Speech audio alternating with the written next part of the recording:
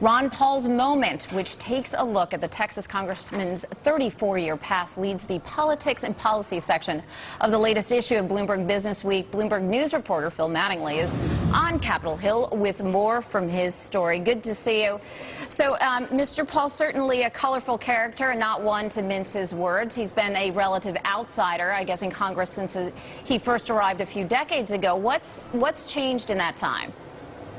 You know, Ron Paul would tell you himself that he was fringe at best as a lawmaker.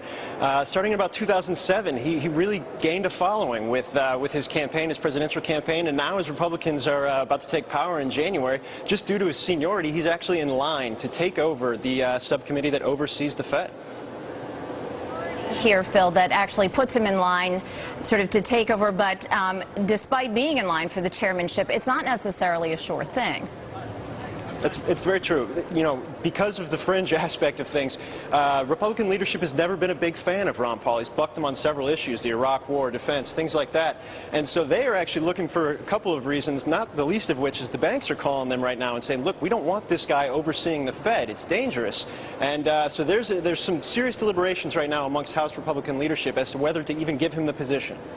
Do you think, you know, the Federal Reserve, he's been an outspoken critic, we said that before, is Ben Bernanke bracing for this potential change in leadership? Look, he's had a difficult time for the past 2 years. Everybody's seen that. He's very well worn on his trek up to the Capitol building. If Ron Paul takes this subcommittee, it's going to get worse. I think even they would acknowledge that. He wants hearings, he wants investigations, and he needs to be ready if Ron Paul's in power. All right, Phil, thanks so much for giving us a little insight there. Will be interesting to see what happens next. That's Phil Mattingly from Bloomberg Business Week. Well, up next...